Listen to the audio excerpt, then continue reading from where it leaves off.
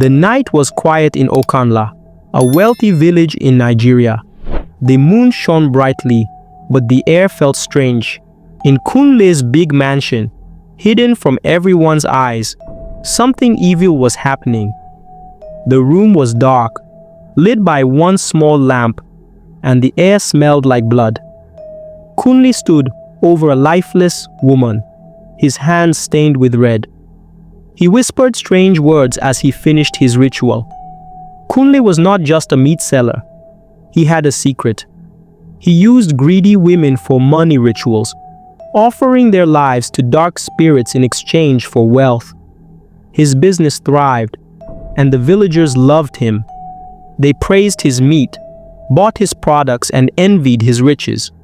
No one suspected what he was doing. As Kunle cleaned his hands, he suddenly felt cold. A soft laugh echoed in the room. It wasn't from anyone nearby. It sounded like it came from nowhere and everywhere at the same time. Kunle stopped, his heart racing. "You think you're safe," a voice said quietly. "But your sins will find you." Kunle shook his head and laughed. "Nonsense," he said to himself, walking out of the room. He thought he had nothing to fear. But outside his mansion, the wind blew harder, shaking the trees. It was as if the village itself was warning him. The villagers slept peacefully, not knowing the truth about Kunle or the danger he would bring to their lives. But soon, everything would change. And no one would forget the lesson they were about to learn. Not all that glitters is gold. Before we continue, don't forget to hit the subscribe button. Kunle was the pride of Okanla village. His meat business was the biggest and most successful in the entire region. Every day, villagers crowded his shop to buy the best cuts of beef, goat, and chicken. His workers were always busy, chopping, cleaning, and packaging meat for customers who trusted Kunle's products more than anyone else's. But Kunle didn't just sell meat. He was rich beyond imagination. His mansion stood tall at the edge of the village, surrounded by high walls and shiny gates. Inside, there were golden chairs, sparkling chandeliers, and the latest gadgets. Kunle drove flashy cars that most villagers had only seen in magazines. People admired him. They called him Kunle the Great. They believed his wealth came from his hard work and business skills. "If only I could be like Kunle," some would say, envying his success. Women in the village especially dreamed of catching his attention. Many thought he was their ticket to a life of comfort and riches. But Kunle's wealth wasn't just from selling meat. He had a dark secret. The money he flaunted wasn't clean. It came from the rituals he performed, rituals that required human lives. And his victims were the same greedy women who thought they could use him for his riches. Kunle was a master of manipulation. He knew exactly how to spot the kind of women he needed. Those who were blinded by greed and desperate for wealth. He would watch them carefully, noticing how they talked about money or how their eyes lit up at the sight of his luxurious cars. When he chose his target, he would begin his game. Kunle would approach the woman with charm, dressed in fine clothes and carrying expensive gifts. He always knew the right things to say.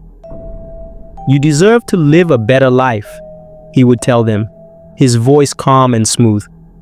"I can make all your dreams come true. Just spend time with me, and you'll see." Most women couldn't resist. They thought they were smart, that they could get close to Kunle and take advantage of his wealth. They imagined themselves living in his mansion, riding in his cars, and wearing the gold jewelry he gave them. But Kunle always had his own plan. Once the women trusted him, he would invite them to his mansion under the guise of a romantic dinner or business talk. They would laugh and drink, unaware that their fate was already sealed. Kunle's charm was his weapon, and their greed was their weakness. The villagers knew nothing of Kunle's secret life. They only saw the kind and generous businessman who gave money to the poor and donated food to the church. He was always smiling and shaking hands, earning their respect and trust. Kunle is blessed by God, the elders would say, not knowing that the meat they bought from his shop sometimes carried the remains of his victims. But Kunle's days of hiding were numbered. The gods he served were patient, but even they had rules Kunle had broken without realizing. His downfall was coming, and the villagers would soon uncover the truth. Ada was a young woman in her early 20s, living in the poorer part of Okanla village. Life had never been easy for her. She lost her parents when she was a teenager and had been struggling to survive ever since. Ada worked as a hairdresser in a small shop, but the money she earned was barely enough to feed her and pay her rent. Every night, as she lay on her thin mattress in her one-room house, Ada dreamed of a better life. She wanted to live in a big house, wear fine clothes and eat good food. She wanted to be rich and respected, like the wealthy women she saw at the market, wearing gold bracelets and expensive dresses. One day, while walking home from work, Ada overheard a group of women talking about Kunle, the rich meat seller. "Kunle is so wealthy," one of them said, fanning herself. "His mansion is the biggest in the village." "I heard he's still single," another added, her voice filled with excitement. "Imagine being his wife. You would never have to worry about money again." Ada listened carefully, her mind spinning with ideas. She had seen Kunle's cars and heard stories about his generosity. People said he often helped women who were struggling. Maybe, just maybe, Kunle could be her way out of poverty. That night, Ada made up her mind. "I will make Kunle notice me," she said to herself. "If I can win his attention, my life will change forever." The next day, Ada borrowed her friend's nicest dress, a simple but beautiful gown, and styled her hair with extra care. She couldn't afford expensive makeup, but she used what she had to highlight her features. With her best smile, she walked to Kunle's shop, pretending to be a regular customer. When she arrived, the shop was busy as usual, filled with villagers buying meat. Kunle stood behind the counter, giving orders to his workers. Ada had never seen him up close before. He was tall and confident, with a smile that made people trust him immediately. Ada bought a small piece of meat, even though she didn't need it, just to have an excuse to speak to him. "Thank you, sir," she said sweetly, flashing her best smile. Kunle barely noticed her at first, but as she walked away, something about her caught his attention. She looked different from the other women, determined, but also desperate. Her eyes shone with ambition, and Kunle could sense that she wanted something. Kunle was an expert at reading people, especially women. He could see that Ada was struggling, but had a hunger for wealth. She was exactly the type of woman he needed for his next ritual. Greedy, but easy to manipulate. He decided to test her. The next time Ada came to his shop, Kunle made a point to greet her warmly. "Hello, my dear," he said with a smile. "You look lovely today." Ada blushed, flattered by his attention. "Thank you, sir. Please, call me Kunle," he said, his voice smooth and friendly. "I like to know my customers personally." From that day on, Kunle made sure to speak to Ada whenever she came around. He would give her small gifts, extra pieces of meat or a bag of rice, and compliment her beauty.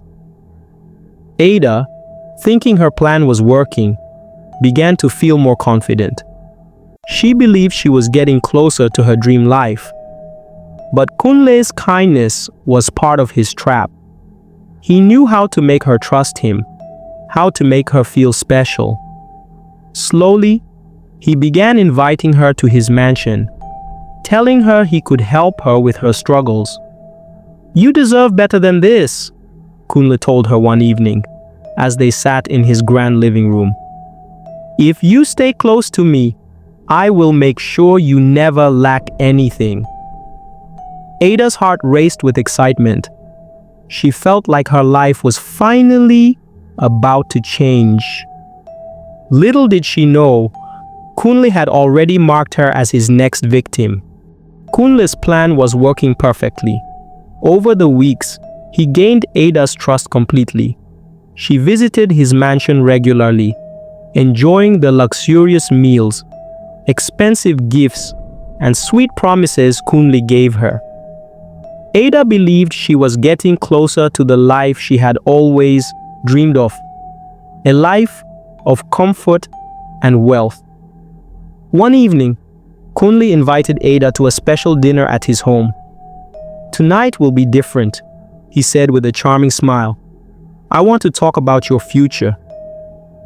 Ada, overjoyed, dressed in her best borrowed clothes and made her way to Kunle's mansion. She had no idea that this dinner would be her last. Kunle welcomed her warmly, serving her delicious food and wine. As the evening went on, he offered her more drinks, making sure she felt relaxed and happy. When the time was right, Kunle led Ada to a room she had never seen before. It was dimly lit, with strange markings on the walls and a large mat on the floor. Ada felt uneasy, but Kunle's calming voice reassured her. "This is a special place," he said. "I brought you here because I want to bless your future." Before Ada could question him, Kunle began chanting strange words, his tone changing from gentle to cold. Ada tried to leave, but it was too late. Kunle's servants appeared, holding her down as he completed the ritual. Her screams filled the room, but no one outside could hear her. Kunle believed the ritual was a success. As always, he felt the familiar rush of power, the promise of more wealth and fortune. He disposed of Ada's body and returned to his normal life, confident that his riches would grow even greater. At first, everything seemed normal. Kunle continued running his business, selling meat to the villagers and enjoying their admiration.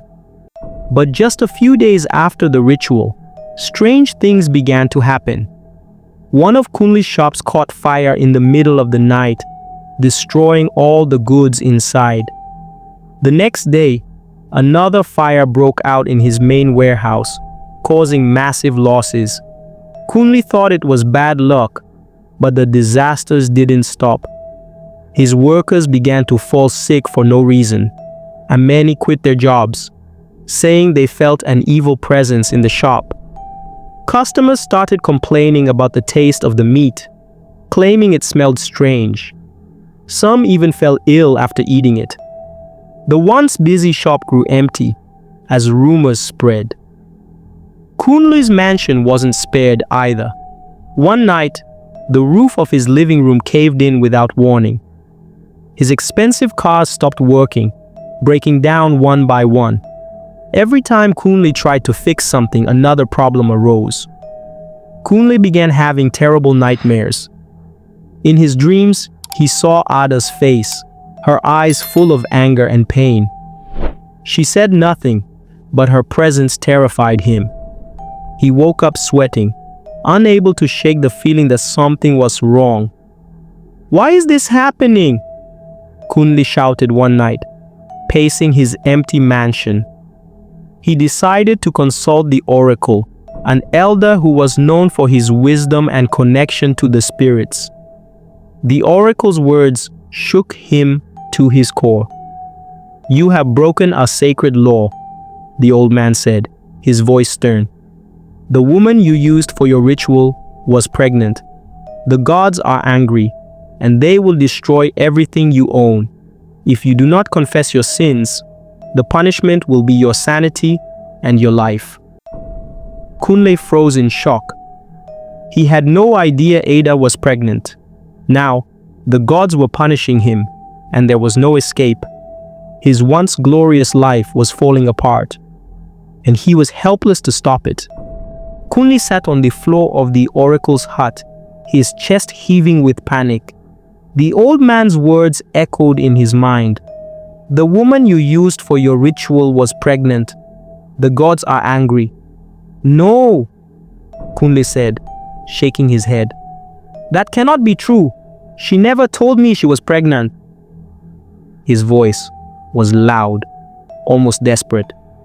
He looked at the oracle, hoping for a different answer.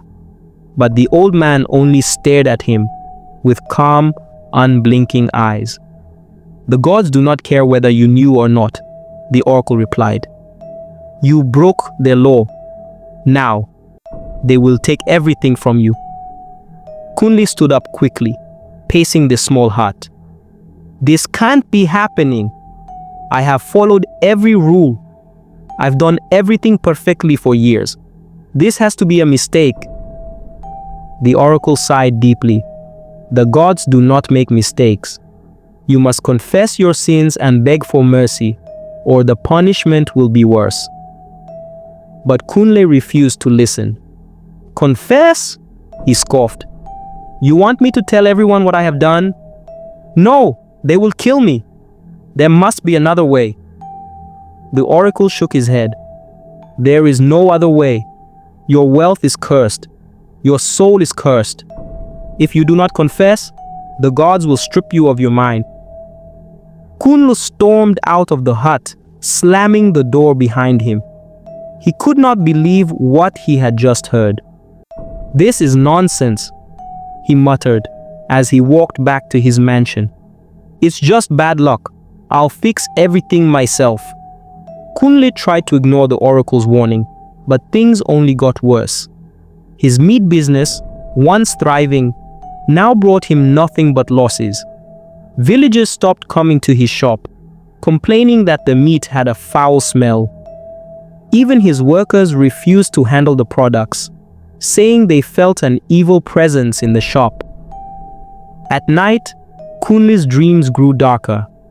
He saw Ada again, her face pale and her belly swollen.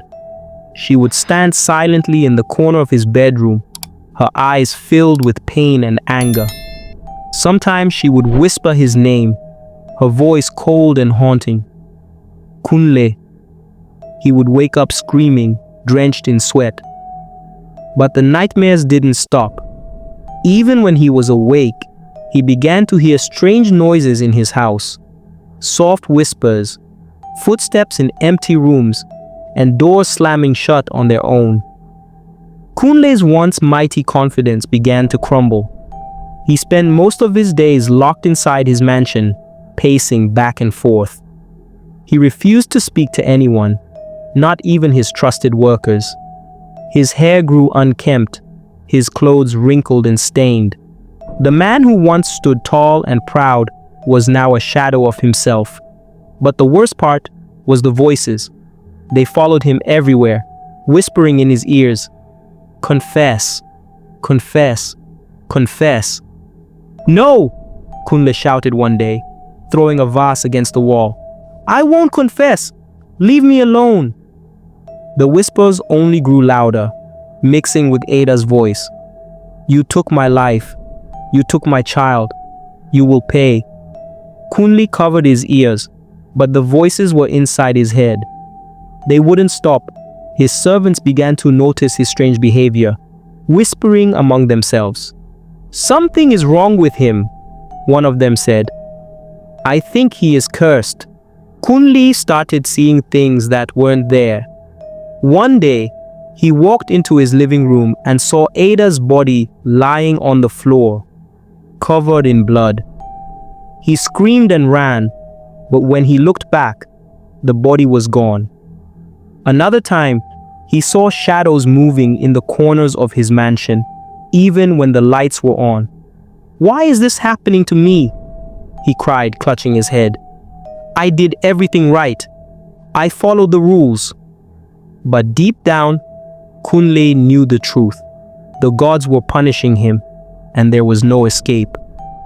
The morning sun rose over Okanla village, but it brought no warmth to Kunle's mind. He stumbled out of his mansion, barefoot and disheveled, his fine clothes torn and stained. His face was wild, his eyes bloodshot. The once proud man who commanded respect now looked like a broken shadow of himself. Villagers gathered in the marketplace as Kunle walked through, mumbling to himself. He stopped in the center, where the crowd grew larger. Everyone stared at him, whispering in confusion. What's wrong with Kunle? Has he gone mad? Why is he acting like this? Kunle suddenly screamed, silencing the crowd. You all think I am a great man, he shouted, his voice echoing through the market. You think I became rich from selling meat, but you are fools, fools. The people gasped in shock. Some stepped back, afraid of the madness they saw in his eyes. But Kunle wasn't finished. I will tell you the truth, he said, pointing at the crowd. I didn't build my wealth through hard work. I used women, greedy women who wanted to take my money. I lured them to my house with promises of love and riches, and I killed them for rituals. The villagers were frozen in disbelief. Mothers clutched their children, and men shook their heads, unable to believe what they were hearing. But Kunle continued, his voice rising. The meat you bought from me, he said, laughing bitterly. It wasn't just goat and cow. Some of it was human. You ate them. You all ate them. The villagers erupted into chaos. Some screamed and ran away, while others stood in shock, unable to process what they had just heard. A group of brave young men decided to storm Kunle's mansion to see if what he said was true. They broke down the gates and entered the grand house. Inside, they found what could only be described as a nightmare. Hidden rooms were filled with human bones, blood-stained tools, and strange markings on the walls. They found Ada's belongings and even her remains, confirming the terrible truth. When the men returned to the marketplace, their faces were pale, their eyes filled with horror. It's true! One of them shouted. Kunle has been killing people and selling their flesh as meat. The villagers were furious. They turned on Kunle, throwing stones and shouting curses. You are a monster, they cried. You deserve to die for what you've done. Kunle laughed as they attacked him, his mind completely gone. He no longer cared about his wealth, his reputation, or even his life. The gods had taken everything from him, leaving him with nothing but madness. The villagers dragged him through the streets, beating him as they went. Some called for him to be burned, while others wanted him thrown into the river to drown. But before they could decide his fate, Kunle collapsed, laughing and muttering to himself. The elders of the village intervened, ordering the people to leave Kunle to the gods' punishment. Let him suffer, they said. His madness is worse than death.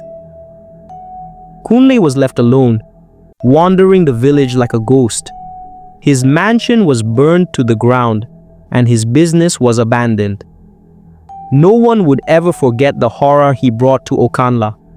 The story of Kunle spread far and wide, a warning to all who heard it. Women were reminded to be careful of men who seemed too good to be true, and the villagers of Okanla vowed never to trust blindly again. Kunle's madness became a lesson for everyone. Not all that glitters is gold, and greed can destroy both the hunter and the hunted. Kunle's tale might have ended here, but the scars he left on Okanla remained. The villagers rebuilt their lives, but whispers of the dark rituals and the god's wrath continued to linger. Some wondered if Kunle's madness had unleashed something even darker into the world. And in the shadows of another village, far from Okanla, a man sat silently, sharpening his tools. His eyes glinted with the same hunger Kunle once had, and the cycle of greed and destruction threatened to begin again, to be continued someday.